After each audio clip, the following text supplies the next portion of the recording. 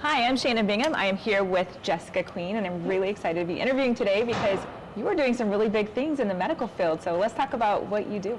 Thank you so much, Shannon. It's so great to be here. I'm Jessica Queen, and I'm a nurse practitioner, and our company OMEDUS, which is Omaha, Nebraska based, made the Triage 360 system. And it's really kind of the first system in the world that automates triage assessment, which is something we have to do when we have more than one wounded person, decide the priority. And then it actually helps recommend the casualty evacuation sequence too. So that is incredible. It's pretty cool. And you are the one that came up with this. Yes, this is my idea. Yeah, let's say this again. Yeah. You are the one that came up with this. This is incredible. I've had a lot of really incredible people help me make it and get to this point. So it's been an amazing journey over the last 2 years, and actually the entrepreneur community here in Omaha is really responsible for its existence because I'm a nurse practitioner. I came from typical Midwest home where entrepreneurship was not really known about. You know, my mom worked at a bank, my dad's an electrician, which are amazing jobs and very worthwhile, but had never really thought about starting a company or owning, anything. So I heard about 1 Million Cups, and I came and talked to some folks, and they were like, yeah, of course you can start a company. And I'm just like, what? And through the support of the amazing people in this community, through all the connections that this community provides, is kind of what gave me the courage to kick it off. And so here we are, just having got back from Vegas. I know, now you have some international attention. Tell me more about that. Yeah, so we were super honored to be selected for the Startup Arena for the Consumer Electronics Show in Vegas that happens annually. Which I have actually seen because they do some talk about that as well. Oh my gosh, it was amazing. I mean, you got flying personal helicopters, you've got robots walking around. The robots are what I've seen on TikTok and Instagram. There was a really amazing Bugatti, by the way. Wow. I was definitely eyeing that. Anything you can think about is there. And I was just shocked that they would want us to come, but we were very honored to have influencers come by, and we actually got a lot of press. Which went viral. It kind of did, yes. So viral, in fact, that like foreign countries are reaching out to us, like Australia, because they're like, we saw your video and we need help. Our 911 service needs help, which is a huge honor. I mean, I created this because of a very not good situation during COVID. Okay. We didn't have enough. I traveled in the Midwest and helped COVID units kind of get set up, and because of my background is cardiac, actually heart transplant at the Med Center for a number of years, and those cardiopulmonary skills were very valuable during COVID. So I was also served as a medical director, one of many on the Nebraska board during COVID, talking with the people who were creating vaccines and talking with the people who were creating new swabs and new tests. And it was amazing. I saw all this innovation, but nothing was helping us at the bedside make better decisions.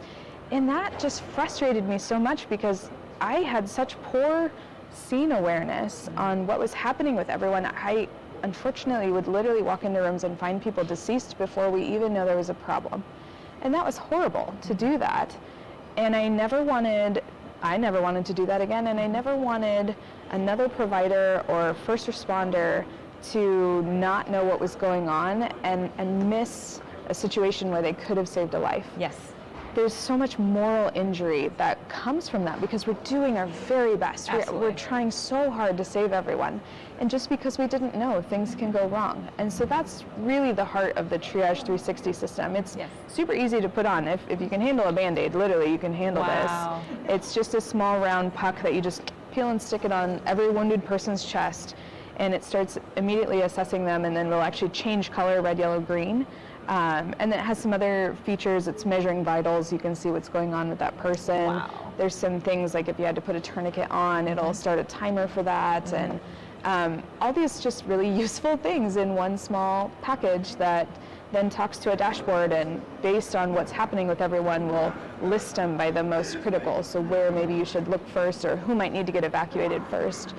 So it's, to me, it's just a super logical system. It has taken a lot of work. And yet somewhat simple. When it comes to the red, yellow, green, it's like, yes.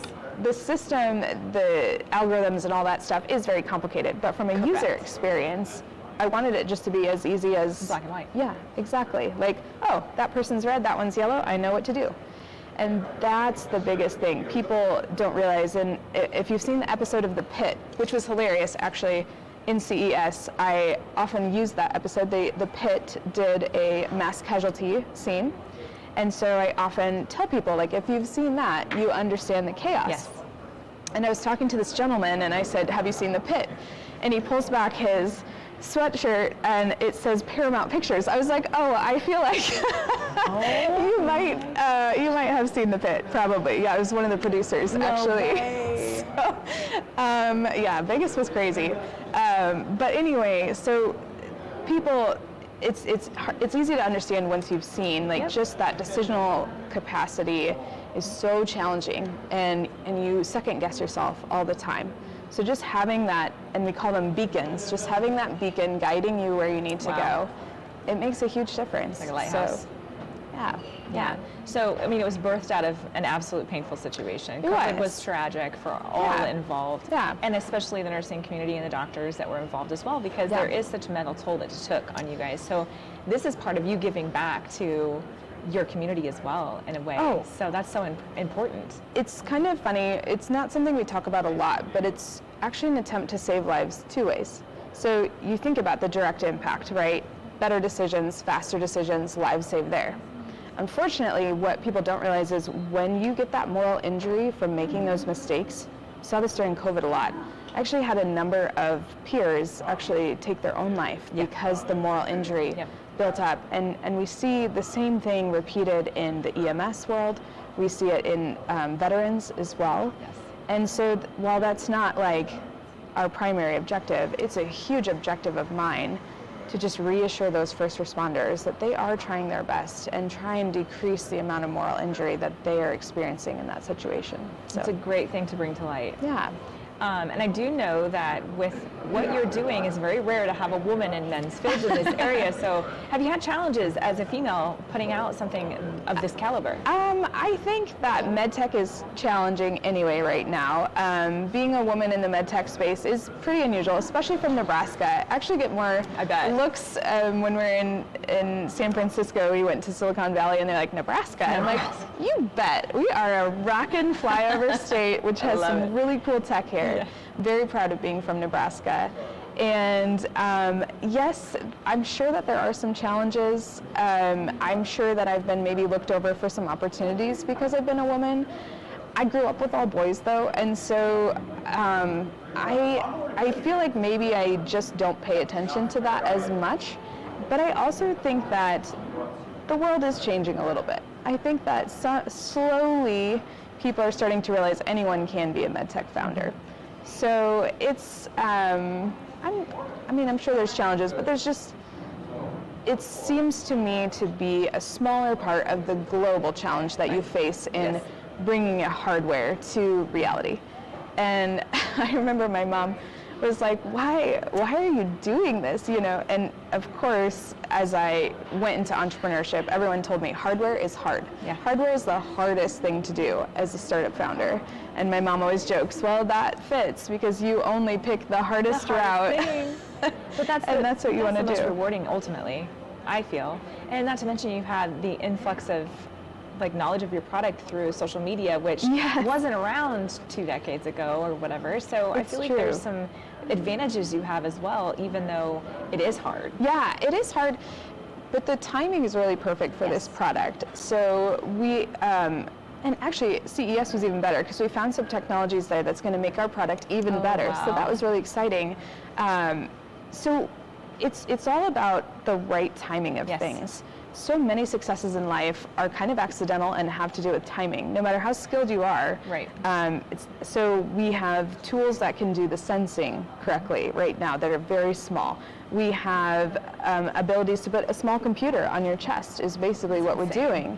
And then, you know, the computing power to have this kit just go out and you can take it anywhere. It doesn't packable to me whenever I saw it. Yes, you don't need internet, you don't need it. It's a complete system by itself, and we designed that intentionally. So like if there's a landslide and there's no Wi-Fi or anything, it's fine. We can actually not only, see what's going on for a couple of miles, we can send that through backhaul satellite connections too if we need to, which is so cool. That we have in place now. Exactly, It's crazy. exactly. So it's really just the right time. Seems like the world is just kind of primed for this system to exist and radically change not only emergency care, but we look to the future and we look about what does this mean for small town care, right? We've had a decrease in hospitals have been shutting down and it's challenging.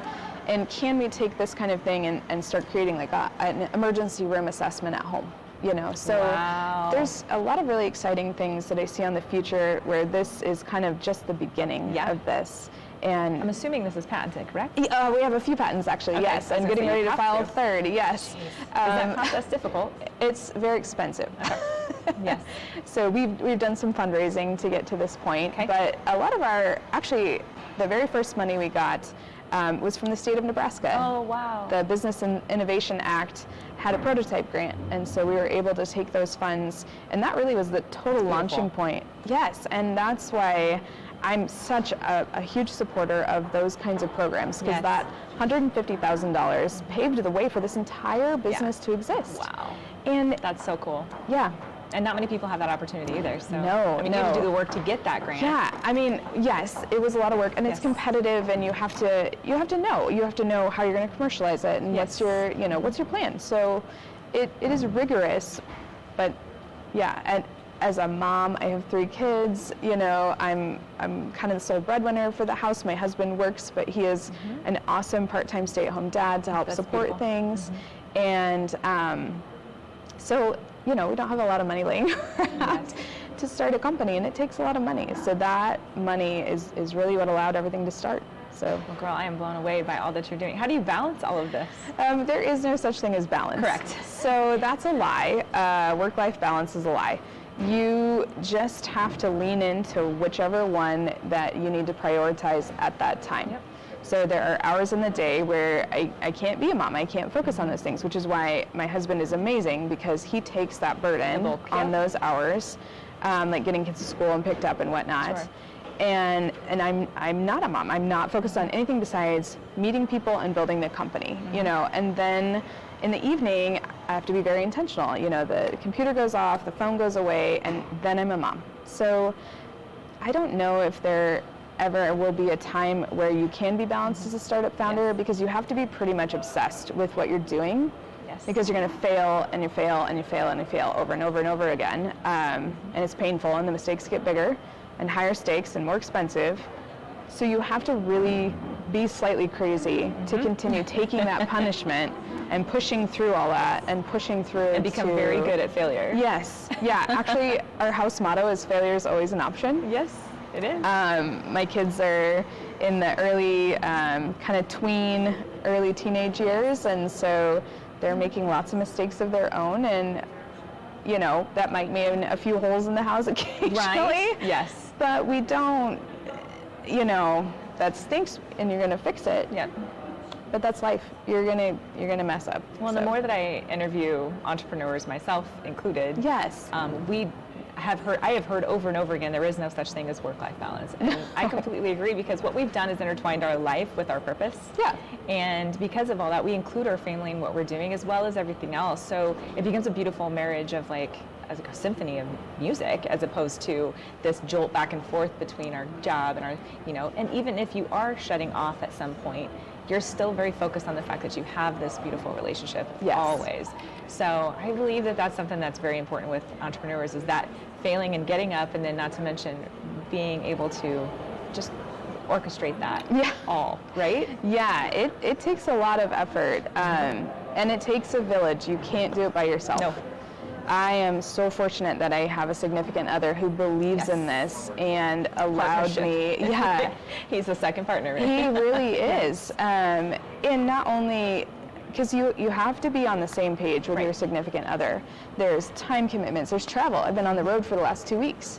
There's financial commitments, schedules. Yeah, if you have to have a backup plan financially for if it all goes to heck. And that's one thing he sat me down and is like, if this all explodes and we have no money tomorrow, I want you to try this, because if you don't, you will just explode yourself, because it's just a very good man. gnaws, it gnaws at me every day. I have to do it. So he knows that, and he's just super supportive. That's and awesome. I think that when you know, like, you can't stop. You have to just throw yourself The train into starts and you can't stop it. Yes. Yeah. Well, I'm very proud of you. I'm very impressed. Thank you. We need more female entrepreneurs and more female inventors. Yeah. Because that's really what you are. Yeah. I think the coolest thing, my son, who's in junior high, they were watching on the news a clip about CES actually recently, and he's like, yeah, my mom's there. So I'm cool to some junior hires, which to me is probably the highest honor right now. The best. That's so important. Yeah. So is there anything else you want us to talk about today? Is there? I think that if I could go back and talk to myself 2.5 years ago, I would just say the same thing I did then, like, give it a shot. Yeah. Don't be scared. Be always scared, because you should always be scared. Yes. Things can fail every day in every kind of way. But yeah, exactly what you just said. Do it scared, do it unprepared. Lean into your community though, because if you don't know, great, go find somebody who does. And Nebraska, Omaha specifically, is the most amazing startup community, because everybody wants you to win. Yes.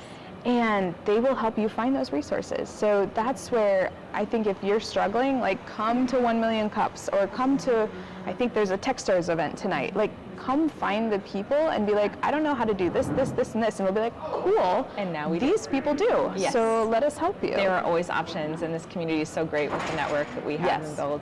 It is amazing. So, well, thank you so much for your time today, Jessica. It was so great to interview you, and congratulations. Thank you. And keep shining, girl. All right, Thank you so much, Janet.